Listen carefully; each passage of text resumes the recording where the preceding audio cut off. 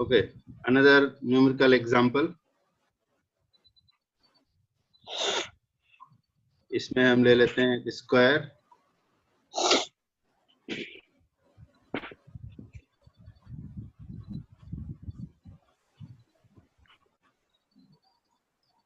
suppose we have this square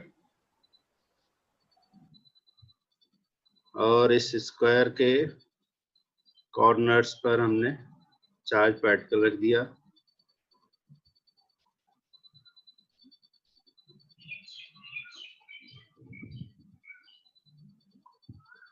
plus q1 plus q2 plus q3 plus q4 and we have to find force acting on q3. Force acting on q3 is how much? So obviously force acting on q3 will be equal to force acting on 3 will be equal to resultant of the vectors f31 f32 and f34. So how to find this force? तो पहले क्या करना होगा force acting on 3 due to 1 will be in this direction and this will be the force. Similarly, force acting on 2 will be in this direction. Force acting on 3 due to 4 will be in this direction. So what are the values of these forces? This is the force acting on 3 due to 1, force acting on force acting on 3 due to 4, force acting on 3 due to 4. This is force acting on 3 due to 1 and this is force acting on 3 due to 2. So how to find the resultant of these forces which will be equal to the force acting on 3?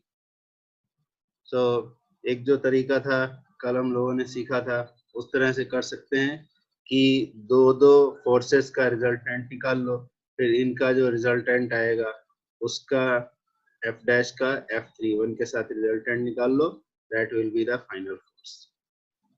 और एक तरीका है जिसमें हम क्या करेंगे सारे forces का x कंपोनेंट को आपस में जोड़ेंगे दैट विल बी fx और एक अलग सारे फोर्सेस का y कंपोनेंट ऐड करेंगे वो एक अलग फोर्स होगा फिर इन दोनों ही फोर्सेस का जो रिजल्टेंट होगा वही फाइनल फोर्स हो जाएगा यानी कि fx और fy का जो वेक्टर सम होगा that will be the resultant force.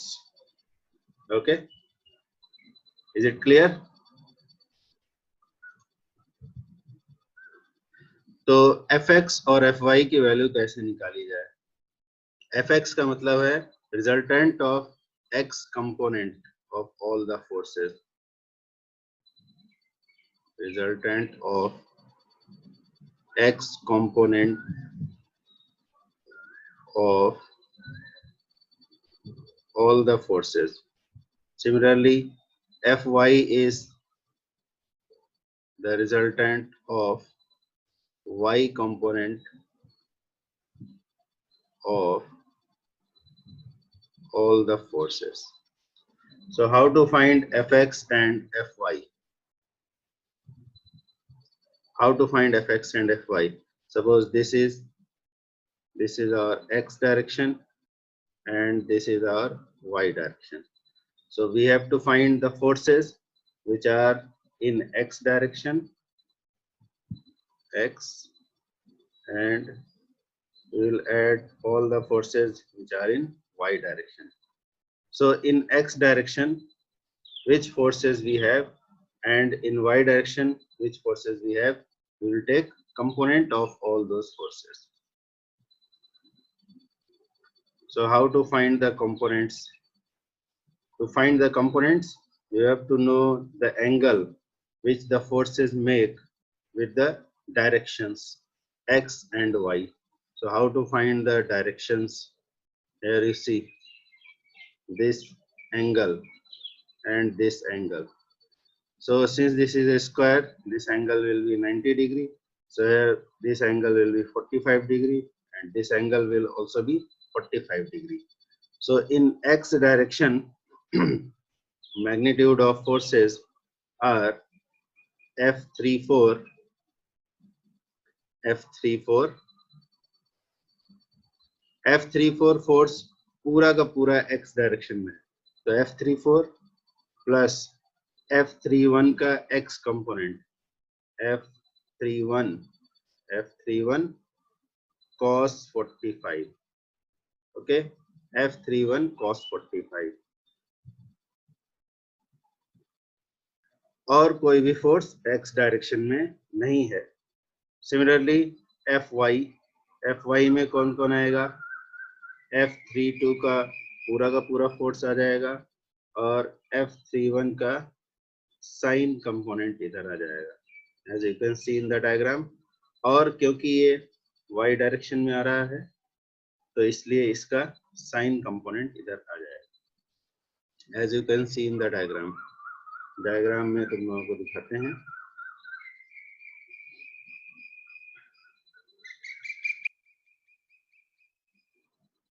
देखो, हाँ सी, ये था हमारा कौन सा फोर्स? F31। तो F31 का इधर कंपोनेंट क्या आएगा? F31 cos 45, और इधर कौन सा फोर्स था? ये F34। तो दोनों फोर्सेस एक डायरेक्शन में आ गए। और इस तरफ ये कौन सा फोर्स था? ये था F32, और इधर आ गया इसका साइन कंपोनेंट F31 साइन 45। तो यहाँ हमें क्या मिल जाएगा? F34 प्लस F31 1/√2, और इधर क्या मिल जाएगा? F32 plus F31 1/√2। ओके, अब हमारा काम क्या होगा? F31 की वैल्यू पता लगाओ, F32 की वैल्यू पता लगाओ, F34 की वैल्यू पता लगाओ। How to find? K, Q3, Q1 by distance between 1 and 3. This distance. If side of the square is A, then what will be this distance? This distance will be A√2. So here what do we get? A√2 square. Okay. Similarly, F34 और F32 की value अगर निकालनी हो तो ये दोनों values same होंगे, sorry not same, distance will be the same. तो F34 के लिए क्या होगा? K, Q3, Q4 by distance between 3 and 4. This is the distance between 3 and 4. It will become A square. F32 will be K, Q3, Q2 by A square. So all these forces, इनका magnitude हमने निकाल लिया है, और ये magnitude की value कहाँ लिखेंगे? यहाँ, यहाँ, यहाँ, यहाँ। तो उससे Fx और Fy की वैल्यू आ जाएगी, और जब Fx और Fy आ जाएंगे तो उनकी वैल्यूज को कहाँ सब्स्टिट्यूट करेंगे? यहाँ पर, इस इक्वेशन नंबर 1 में। तो हमें Fx और Fy की वैल्यू यहाँ सब्स्टिट्यूट करने से रिजल्टेंट फोर्स का मैग्नीट्यूड आ जाएगा। We will find the force, magnitude of the force acting on 3 will be equal to how much? Root Fx square plus Fy square. By using this equation, we will find magnitude of the force. और ये तो अभी आधी बात हुई, अभी direction तो पता चली नहीं। डायरेक्शन कैसे पता चलेगी? How to find the direction? Direction of the force. Direction of the force from x-axis will be tan alpha equal to, यहाँ पर देखें diagram, this angle will be alpha, तो tan अल्फा की वैल्यू क्या होगी, fy by fx। fy by fx की value कहाँ से निकालोगे, ये रहा तुम्हारा fx और ये रहा fy, इन दोनों वैल्यूज को यहाँ सब्स्टिट्यूट कर देंगे। सब्स्टिट्यूट कर देने से डायरेक्शन आ जाएगा, और डायरेक्शन की वैल्यू फाइनली क्या लिखेंगे, डायरेक्शन की वैल्यू लिखेंगे that the resultant force is in direction alpha with respect to x. So how to write alpha equal to tan inverse fy by fx। तो इस तरह से रिजल्टेंट फोर्स का डायरेक्शन और मैग्नीट्यूड दोनों पता चल जाएगा। So is it clear? Okay, तो अब हम आगे बढ़ते हैं। ये हमने Coulomb's law, principle of superposition, इस सभी का हमने पढ़ लिया कि रिजल्टेंट फोर्स कैसे निकालेंगे सुपरपोजिशन प्रिंसिपल यूज करके। एक से दो से ज्यादा अगर हमारे पास हो पॉइंट चार्जेस तो कितना फोर्स होगा, ये प्रिंसिपल ऑफ सुपरपोजिशन से पता कर लिया हमने। अब अगला टॉपिक पढ़ते हैं इसी सीक्वेंस में, वो है electric field due to a charge particle. How to find electric field due to a charge particle. यहाँ तक सबको समझ में आया? Yes sir. तो ये Yes, sir.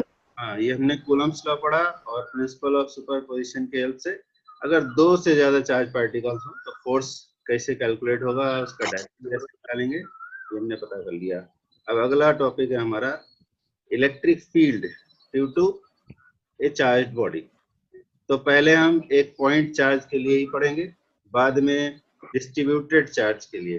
डिस्ट्रीब्यूटेड चार्ज का मतलब होता है चार्ज एक पॉइंट पर नहीं रखा हुआ है बल्कि स्पेस में फैला हुआ है, तो उसको बोलते हैं डिस्ट्रीब्यूटेड चार्ज। तो पहले हम लोग पढ़ेंगे पॉइंट चार्ज के लिए। पॉइंट चार्ज क्या होता है ये ऑलरेडी पढ़ा जा चुका है। तो पॉइंट चार्ज के लिए इलेक्ट्रिक फील्ड पहले हम निकालते हैं। Electric field, what is electric field? तो इलेक्ट्रिक फील्ड का मतलब होता है space around a charged body in which its effect can be experienced. कोई चार्ज बॉडी के सभी तरफ वो स्पेस जिसमें उस चार्ज बॉडी का इफेक्ट एक्सपीरियंस किया जा सके। तो अभी इफेक्ट का मतलब क्या है?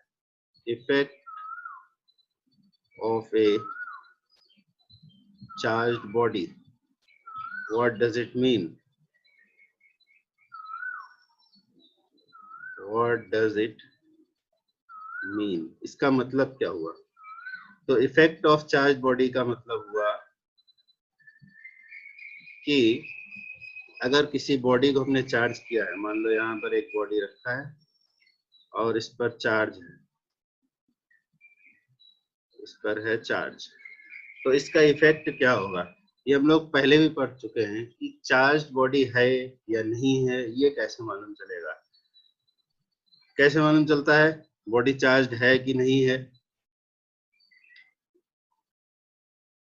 हाँ, अगर उसके पास एक चार्ज बॉडी को लेकर के आए, सपोज हम एक दूसरे चार्ज बॉडी को इसके पास लेकर आए, एक दूसरे चार्ज बॉडी को पास लेकर आए, तो इस बॉडी पर पहले वाले बॉडी का क्या इफेक्ट होगा? ये चार्ज बॉडी है नंबर 1 और ये चार्ज बॉडी है नंबर 2।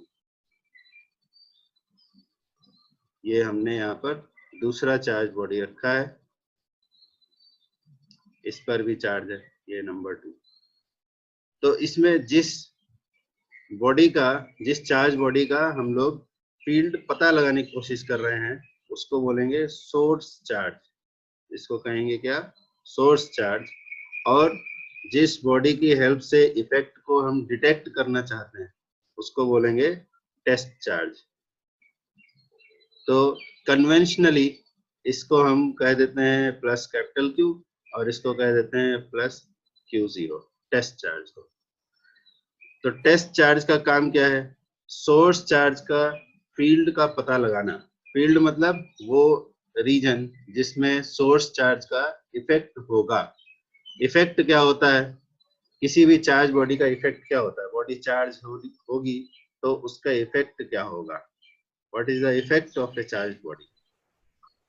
इतने दिनों से पढ़ रहे हैं, इफेक्ट ऑफ चार्ज बॉडी क्या होता है? बॉडी चार्ज है कि नहीं कैसे पता चलता है? या सर अट्रैक्शन उस और रिपल्शन। हाँ उस बाउंडेड एरिया में अट्रैक्शन और रिपल्सन होगा। हाँ, अगर उसके आसपास कोई दूसरा चार्ज बॉडी आ जाए तो उस चार्ज बॉडी पर अट्रैक्शन या रिपल्शन का फोर्स अप्लाई करेगा। ठीक है, तो यही इफेक्ट होता है। तो ये इफेक्ट जिस स्पेस में होगा उसी स्पेस को बोलेंगे electric field of source charge.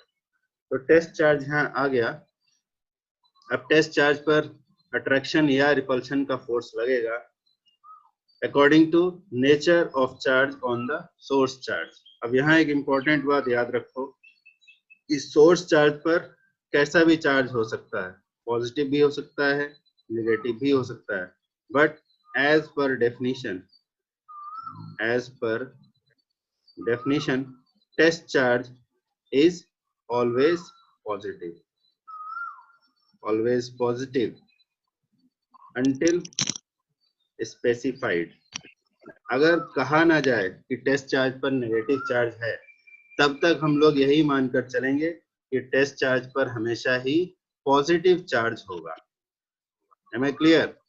Test charge पर हमेशा ही पॉजिटिव चार्ज होगा, ये मान करके ही सारा डिस्कशन किया जाएगा, जब तक ये ना कहा जाए कि टेस्ट चार्ज पर नेगेटिव चार्ज है। ठीक है, ये पहली बात हुई। और दूसरी इंपॉर्टेंट बात ये है कि टेस्ट चार्ज का जो डायमेंशन है और उस पर जो चार्ज की वैल्यू है that must be very small. Test charge is always a point charge. Source charge extended भी हो सकता है, पॉइंट चार्ज भी हो सकता है, ये पहली बात हुई। दूसरी बात क्या हुई? दूसरी बात हुई कि सोर्स चार्ज पॉइंट चार्ज भी हो सकता है और एक्सटेंडेड मतलब स्पेस में फैला हुआ भी हो सकता है। किसी एक ही जगह में अगर फोकस्ड है, एक पॉइंट पर फोकस्ड है तो ऐसे चार्ज बोलते हैं पॉइंट चार्ज।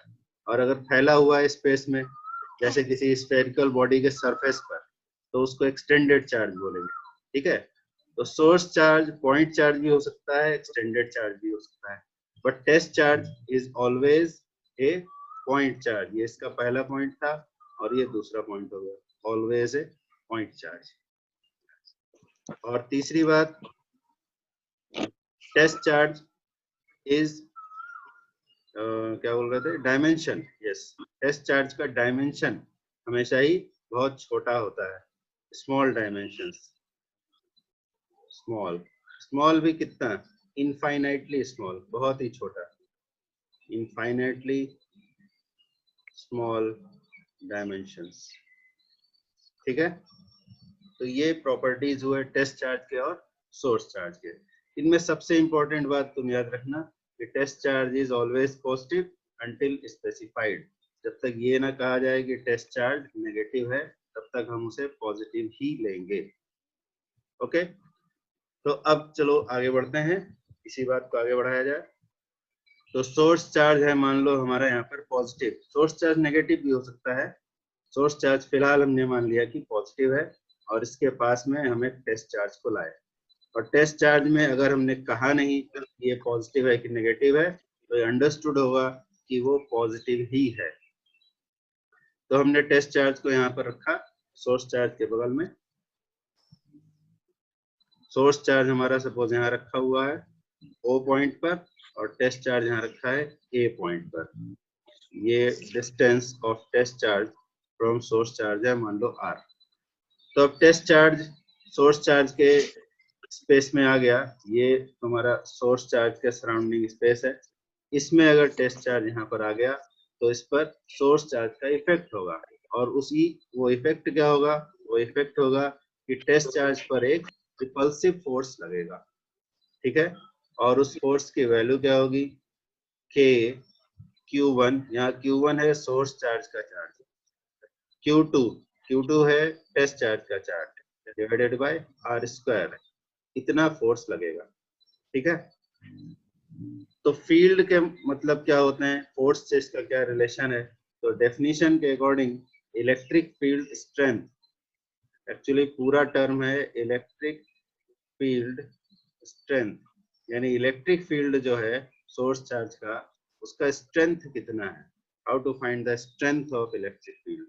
तो डेफिनेशन के according electric field strength at a point in the electric field, देखो दो बातें हैं, एक है इलेक्ट्रिक फील्ड और एक है इलेक्ट्रिक फील्ड स्ट्रेंथ। तो इलेक्ट्रिक फील्ड स्ट्रेंथ का मतलब हुआ कि इलेक्ट्रिक फील्ड की स्ट्रेंथ कितनी है, कितना स्ट्रांग फील्ड है और वो किस डायरेक्शन में है, that is termed as electric field strength at a point in the electric field of source charge. Source charge के फील्ड में जब टेस्ट चार्ज गया इस पर्टिकुलर पॉइंट ए पर, तो उस पर कितना फोर्स लग रहा था, वो इतना फोर्स लग रहा था। तो उस पॉइंट पर सोर्स चार्ज के फील्ड की स्ट्रेंथ क्या होगी? तो डेफिनेशन के अकॉर्डिंग उसकी स्ट्रेंथ और डायरेक्शन कैसे मालूम चलेगी?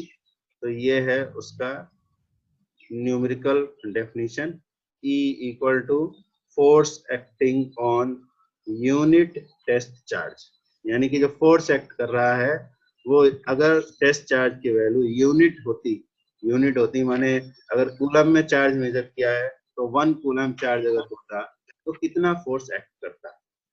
तो ये डेफिनेशन है इसकी electric field strength at a point in the electric field की। और डेफिनेशन में कभी कभार ऐसे भी लिख दिया जाता है यहाँ पर limit Q0 tending to 0, limit Q0 tending to 0 signifies what? It signifies the property of test charge, that test charge must be infinitely small. Test charge बहुत ही छोटा होना चाहिए। और ये बात बार बार क्यों कही जा रही है कि test charge must be very small? Because test charge का काम है सोर्स चार्ज के फील्ड को जाकर के टेस्ट करना, उसको डिस्टर्ब नहीं करना है। अगर टेस्ट चार्ज का मैग्नीट्यूड भी ज्यादा होगा तो क्या होगा, वो जाकर के सोर्स चार्ज के पास अपने फील्ड का इफेक्ट भी प्रोड्यूस करने लगेगा। तो वहां पर जो नेट इफेक्ट होगा वो एक चार्ज का नहीं होगा, वो दोनों ही चार्ज का जॉइंट इफेक्ट होगा। इसीलिए इस बात को बार बार बोला जा रहा है कि test charge must be very small, इतना छोटा होना चाहिए कि वो सोर्स चार्ज के फील्ड को मॉडिफाई ना करे, अपने फील्ड का इफेक्ट वहां पर ना दिखाए। ठीक है, that's why the test charge must be very small. और यहाँ से इलेक्ट्रिक फील्ड स्ट्रेंथ का यूनिट भी पता चल सकता है। इलेक्ट्रिक फील्ड का यूनिट इसी इक्वेशन से क्या आएगा, unit of electric field strength, क्या यूनिट आ जाएगा? यहाँ देखो फार्मूला में क्या है, फोर्स बाय न्यूटन पर कूलम। न्यूटन पर कूलम। यस करेक्ट, न्यूटन पर कूलम। ठीक है,